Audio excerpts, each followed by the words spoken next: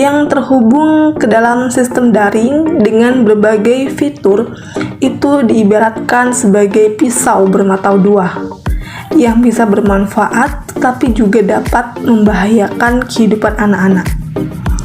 Sejumlah anak mengalami gangguan jiwa akibat kecanduan gadget. Selain menjadi alat komunikasi dan sumber informasi, gadget yang dilengkapi dengan berbagai fitur juga menjadi pintu masuk bagi anak-anak untuk dapat mengakses media sosial, game, dan fitur lainnya secara daring yang belum sesuai atau yang belum pantas untuk usianya. Bahkan penggunaan gadget yang terus-menerus tanpa mengenal waktu berpotensi dapat mengganggu tumbuh kembang seorang anak serta membuat anak menjadi kecanduan atau adiksi gadget. Fenomena anak-anak yang kecanduan gadget setidaknya semakin terlihat dalam 5 tahun terakhir ini. Meskipun belum ada angka pastinya untuk berapa sih presentasi dan jumlah anak yang mengalami gejala kecanduan atau kecanduan gadget, tetapi dari sejumlah kasus yang telah terungkap di publik, hasil kajian, survei, dan penelitian menunjukkan bahwa fenomena kecanduan gadget pada anak saat ini berada pada situasi yang sangat mengkhawatirkan. Tidak hanya menjadi korban, anak-anak juga terlibat dalam sejumlah kasus yang masuk ke dalam kategori tindak pidana. Kemajuan teknologi nyatanya tidak hanya merambah ke para penggiat yang disebut dengan tech savvy, namun juga menyentuh ke dalam kehidupan anak-anak yang masih di bawah umur tetapi sudah memiliki gadgetnya sendiri. Sebuah survei oleh Common Sense Media di Philadelphia mengungkapkan bahwa anak-anak mulai dari usia 4 tahun sudah memiliki perangkat mobilnya sendiri tanpa adanya pengawasan yang ketat dari orang tua. Survei ini diisi oleh 350 orang tua keturunan Afrika Amerika yang kebanyakan dari mereka memiliki pendapat yang bisa dikatakan rendah. Mereka mengisi pertanyaan saat sedang mengunjungi Einstein Medical Center di Philadelphia. Mengutip situs New York Times, 70% orang tua mengaku memang mengizinkan anak-anak mereka yang usianya 6 bulan sampai usia 4 tahun untuk bermain perangkat mobile ketika mereka sedang mengerjakan pekerjaan rumah tangga. Serta 65% melakukan hal yang sama untuk menenangkan si anak saat berada di tempat umum. Lalu, 1/4 orang tua mengaku meninggalkan anak-anak mereka sendiri dengan gadget saat menjelang tidur. Padahal layar terang sebetulnya mengganggu tidur. Mereka berusaha menidurkan anak-anak di lingkungan yang malah membuat sulit untuk tidur. Menurut pendapat dari salah satu peneliti, Michelle Rich dari Center on Media and Childhood di Boston Children's Hospital. Sesuai catatan pimpinan penelitian Hilda Kabali, sepertiga orang tua yang anaknya berusia 3-4 tahun mengaku anak-anak mereka sangat doyan menggunakan lebih dari satu perangkat mobile. Kebanyakan orang tua juga menyatakan anak-anak yang usianya di bawah 1 tahun cenderung menggunakan gadget untuk bermain game, menonton video, dan bermain aplikasi lainnya. Yang jelas, sebanyak 72% anak usia 8 tahun ke bawah sudah menggunakan perangkat mobile seperti tablet dan iPod sejak 2013, di mana mayoritas usia 2 tahun lebih suka menggunakan tablet atau ponsel pintar setiap harinya. Dibandingkan tahun 2011, angka tersebut masih berada di 38%.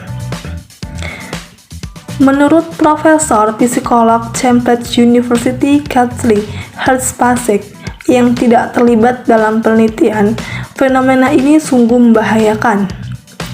Angka itu sangat besar. Jika anak-anak tidak bisa lepas dari permen digital, kami pun tidak bisa menakar kira-kira apa konsekuensinya terhadap perkembangan sosial mereka, menurut dari beliau. Dr. Rich pun menduga fenomena ini terjadi tidak hanya di Philadelphia, tetapi juga di kebanyakan tempat juga di berbagai negeri di dunia. Selain menganggap kebiasaan anak-anak yang lengket dengan gadget sebagai hal berbahaya, tim peneliti juga menyayangkan sikap acuh tak acuh, sikap kepedulian dari orang tua. Kurang pengawasan orang tua lebih mengkhawatirkan dibandingkan penggunaan gadget oleh anak-anak usia muda, tulis dari salah satu tim peneliti. Salah satu tokoh pemikir sosial, Emil Durkheim, pemikirannya ini sangat menarik untuk dibahas karena berkaitan tentang tema dari video ini. Salah satu pemikirannya yang ditulis dalam karya bukunya, Rules of Sociological Methods, yang menjelaskan tentang fakta sosial. Dalam video ini menjelaskan detail tentang konsep-konsep fakta sosial dari Emil Durkheim yang menjelaskan bahwa fakta sosial menurut Emil Durkheim merupakan sebuah konsep yang menjelaskan tentang keseluruhan cara bertindak, berpikir, dan berperasaan yang berada di luar individu dan mempunyai kekuatan bersifat memaksa. Jenis-jenis dari fakta sosial itu sendiri yakni fakta sosial, material, dan non-material. Emil Durkheim mengembangkan konsep masalah pokok sosiologi menjadi penting dan kemudian diujinya melalui studi empiris. Secara singkat, pokok bahasan dari sosiologi adalah studi atau fakta sosial. Fakta sosial didefinisikan sebagai seluruh cara bertindak, baku maupun tidak, yang dapat berlaku pada diri individu sebagai sebuah paksaan eksternal, atau bisa juga dikatakan bahwa fakta sosial adalah seluruh cara bertindak yang umum dipakai suatu masyarakat dan pada saat yang sama keberadaannya terlepas dari manifestasi-manifestasi individual.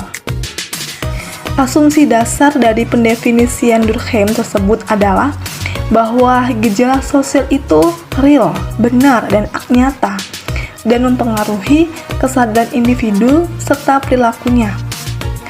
Gejala sosial seperti aturan legal, beban moral, bahasa, dan konsensus sosial sebagai sesuatu yang real atau faktual, maka gejala-gejala tersebut dapat dipelajari dengan metode-metode empirik. Oleh sebab itu, dimungkinkan untuk dikembangkannya metode keilmuan dengan gejala fakta sosial sebagai objek material ilmu tersebut. Durkheim membedakan dua tipe ranah fakta sosial, yakni fakta sosial material dan fakta sosial non-material. Pertama, fakta sosial material seperti gaya arsitektur, bentuk teknologi, serta hukum dan perundang-undangan mempunyai kecenderungan untuk lebih mudah dipahami karena dapat diamati secara langsung. Kedua, fakta sosial non-material merupakan kekuatan moral seperti nilai dan norma, meskipun fakta sosial ini bersifat individual atau internal. Namun dalam interaksi-interaksi individu masyarakat, maka bentuk dan substansi fakta sosial non-material ini akan mematuhi dan tunduk pada interaksi tersebut, bukan oleh individu per individu. Pada titik inilah fakta sosial bersifat eksternal. Durkheim memberikan perhatian yang besar terhadap fakta sosial non-material. Fakta sosial non-material ini terdiri dari paling kurang 4 jenis, yakni moralitas, kesadaran kolektif, representasi kolektif, dan arus sosial. Moralitas sebagai fakta sosial tidak terlepas dari masyarakat. Pada konteks hidupnya, Durkheim menilai bahwa masyarakat terancam kehilangan ikatan moral ini disebut patologi. Hal ini memungkinkan karena setiap individu memiliki kecenderungan untuk memuaskan nafsu kegilaan untuk mencapai kepuasan. Setiap manusia ingin menjadi lebih. Tanpa ikatan moral atau moralitas kolektif, maka individu-individu akan menjadi budak dari kesenangan yang selalu meminta lebih. Moralitas kolektif dapat dicapai melalui faktor sosial non-material lainnya, seperti kesadaran kolektif yang merujuk pada struktur umum pengertian, norma, dan kepercayaan bersama. Kesadaran kolektif ini bersifat terbuka dan dinamis. Representasi kolektif dimengerti sebagai gagasan atau daya sosial yang memaksa individu seperti simbol agama, mitos, dan legenda populer. Konsep fakta sosial dari Durkheim ini masih sangat relevan dalam kehidupan masyarakat hingga sekarang. Salah satu contohnya adalah fakta sosial pada masa era kecanggihan teknologi yang saat ini yang juga dapat dikaji karena berkaitan tentang fenomena sosial yang ada di sekitar lingkungan kita. Contohnya seperti masa kecil anak-anak yang seharusnya bermain di lapangan dengan sama teman seusianya, tetapi malah sudah lihai dan fokus sendirian bermain dengan gadgetnya. Gadget atau gawai pada periode emas perkembangan anak juga menjadi persoalan serius. Para orang tua kerap kewalahan menangani anak yang sulit lepas dari gadget hingga sakit dan semakin malas. Berikut Rakyat Bicara bersama Rianka Putra.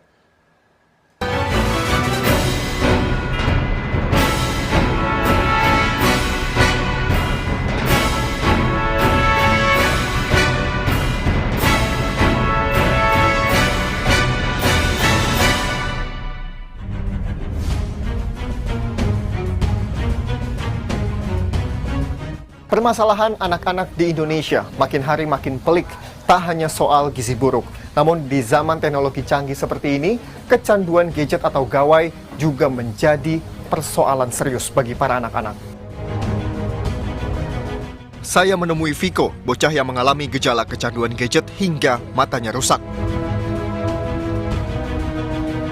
Bola mata Viko iritasi dengan bercak merah yang semakin parah saat menatap layar diiringi rasa sakit. Perubahan juga terjadi pada kognitif bocah 9 tahun ini yang semakin malas hingga sulit berkomunikasi.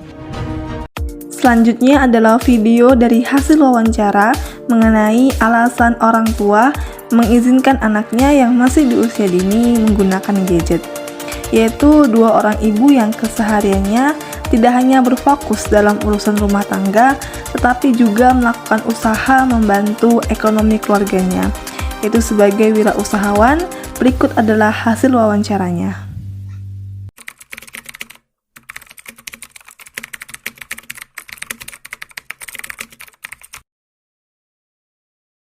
Mulai umur 2 tahun setengah udah mulai dia megang HP. Dari umur 6 bulan.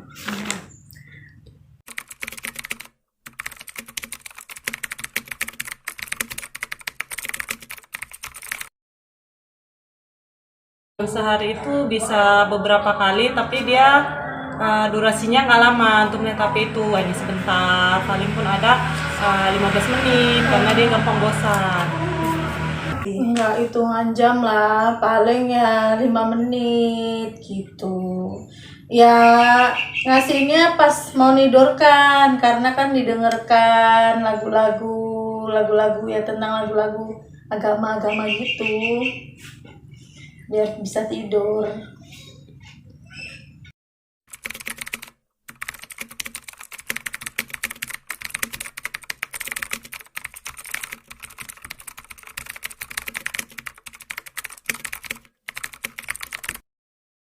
Alasannya ya untuk membantu edukasi dia juga kan, biar supaya dia mengenal angka, mengenal huruf, abjad, bisa membaca huruf hijaiyah, mengenal hewan-hewan, tumbuhan, dan yang positif untuk diri dia lah.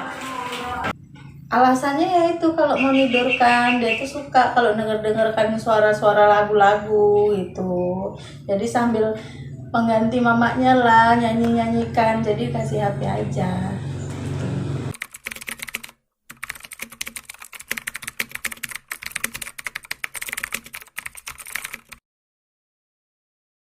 Ya, dampaknya itu kan macam radiasi itu tidak bagus ke mata, ke otak, atau ke dan yang lain-lain gitu. Makanya dia diberi HP itu dibatasi waktunya. Ya kan dia kalau dari umur 5 bulan itu nggak dikasih nengok loh, cuman untuk mendengarkan aja gitu, mendengarkan lagu-lagu kasidah gitu.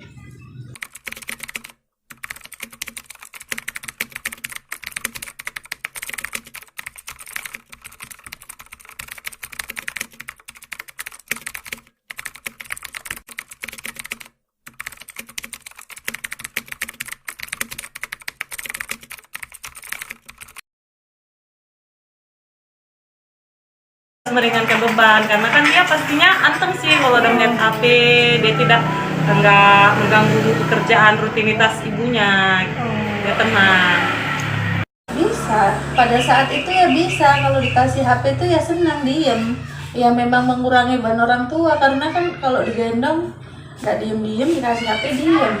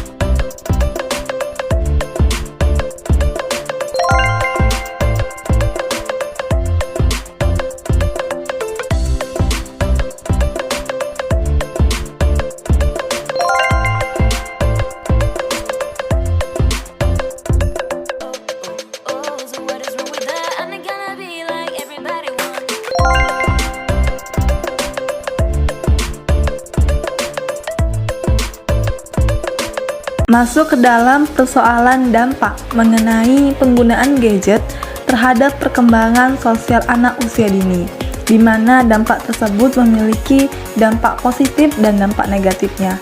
Berikut adalah pemaparannya.